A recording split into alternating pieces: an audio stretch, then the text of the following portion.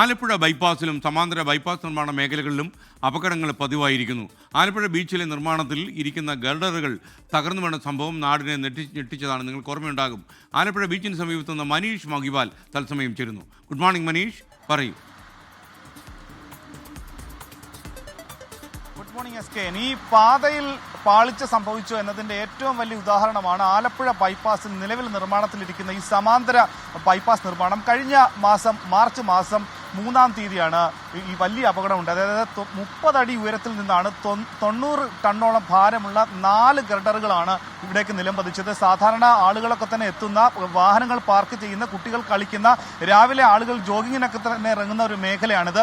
അതുകൊണ്ട് തന്നെ വലിയ അപകടം ഒഴിവായി. നിലവിൽ നമുക്ക് ദൃശ്യങ്ങളിൽ കാണാം. ആ 17-18 ഈ പില്ലർ 17-നും 18-നും ഇടയ്ക്കുള്ള 4 ഗർഡറുകളാണ് 30 അടി താഴ്ചയിൽ നിന്നും താഴേക്ക് നിലംപതിച്ചത്. അവിടെ വീണ്ടും ഈ പാതയിൽ നമുക്ക് കാണാം ആ ഗർഡറിന്റെ നിർമ്മാണം പുരോഗമിക്കുകയാണ്. അവിടെ വീണ്ടും വെൽഡിംഗ് അടക്കമുള്ള കാര്യങ്ങൾ പുരോഗമിച്ചുകൊണ്ട് അന്ന് തകർന്നു പോയ ഗർഡറുകൾക്ക് പകരം മറ്റ് 4 ഗർഡറുകൾ നിർമ്മിച്ചുകൊണ്ടിരിക്കുകയാണ്. അത് മുകളിലേക്ക് ഘടിപ്പിക്കാനുള്ള ശ്രമകരമായ ദൗത്യമാണ് ഇപ്പോൾ നടക്കുന്നത്. കാരണം ഒന്ന് പൊളിഞ്ഞു വീണതിനെ വീണ്ടും മേളിലേക്ക് ഘടിപ്പിക്കാനുള്ള, അല്ലെങ്കിൽ ആ രീതിയിലേക്ക് ഘടിപ്പിക്കാനുള്ള പ്രവർത്തനം നടന്നു വരുന്നു.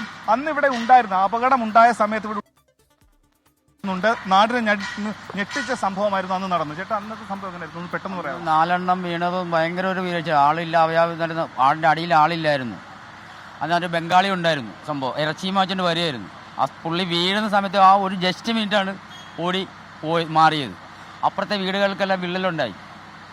ഈ 4 വീണത് അന്ന് എല്ലാവരും വന്ന് പറഞ്ഞ് ഇത് ഉണ്ടായി, കമ്പിയുടെ വണ്ണത്തിൻ്റെ ഇതെല്ലാം പറഞ്ഞായിരുന്നു. അന്ന് ഇതൊന്നുമില്ല. ഇപ്പം ചെയ്യുന്ന ആ പഴയതുപോലെ തന്നെ ആയിട്ട് ചെയ്യണത്, ഇത് ചെയ്യുന്നത് ഭീമ ചെയ്യണത് കമ്പി പഴയ കമ്പി തന്നെ, അല്ല വണ്ണമുള്ള കമ്പിയൊന്നും ഇതുവരൊന്നും ചെയ്തിട്ടില്ല. ഞങ്ങൾ അന്നും തർക്കിച്ചതായിരുന്നു, ഇത് പറ്റത്തില്ല എന്ന് പറഞ്ഞതാണ്. ഇപ്പോഴും അതേപോലെ ചെയ്യുന്നുണ്ട്. അത് ഈ 4 ചെയ്യുന്നുണ്ട്. അന്നുണ്ടായ അപകടത്തിന്റെ കാരണം ദേശീയപാത അതോറിറ്റി പഠിച്ചു. ഒപ്പം തന്നെ NITയുടെ സംഘവും അത് വന്ന് പഠിച്ച ശേഷം പറഞ്ഞത് ഈ 2 ഗർഡറുകൾക്കിടയിലെ ക്രോസ് ബ്രേസിംഗ് എന്ന ഭാഗമാണ് ഈ ഗർഡറുകളെ ഘടിപ്പിക്കുന്നത്. അങ്ങനെ ഈ ഘടിപ്പിക്കുന്നതിലുണ്ടായ സാങ്കേതിക പ്രശ്നമാണ്. അത് നേരാവണ്ണം ഘടിപ്പിച്ചില്ല. അങ്ങനെ ഏകദേശം ഈ വർഷം ഡിസംബറിൽ പൂർത്തിയാകേണ്ടതാണ് ഈ സമാന്തര ബൈപ്പാസിന്റെ നിർമ്മാണം. ഉദ്ഘാടനം തന്നെ നടത്തേണ്ടതാണ്. അങ്ങനെ ഇരിക്കെയാണ് ഈ ക്രോസ് ബ്രേസിംഗിലെ ഗുരുതരമായുള്ള പിഴവാണ് ഇത്തരത്തിൽ അപകടം ഉണ്ടാകാനുള്ള കാരണമെന്ന് കൂടി അറിയുന്നത്. കഴിഞ്ഞ മാസം മറ്റൊരു സംഭവം കൂടി ഉണ്ടായി.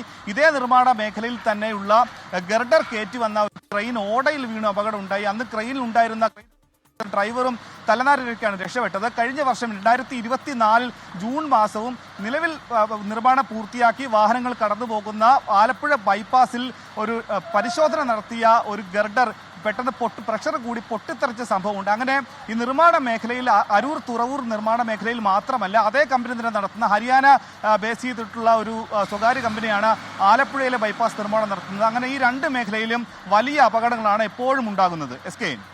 മനീഷ് മഹിവാലാണ് ആലപ്പുഴ ബീച്ചിന് സമീപം നമുക്കൊപ്പം ചേർന്നത്.